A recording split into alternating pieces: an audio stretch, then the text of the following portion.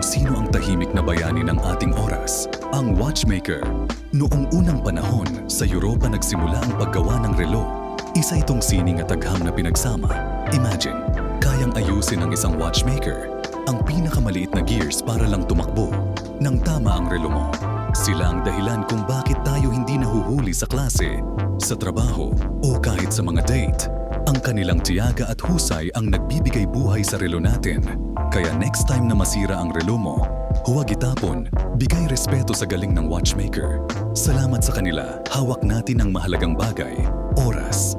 PS, para sa mga late lagi dyan, kahit ang pinakamahusay na watchmaker, hindi kayo kayang sagipin. Ayusin nyo rin time management nyo.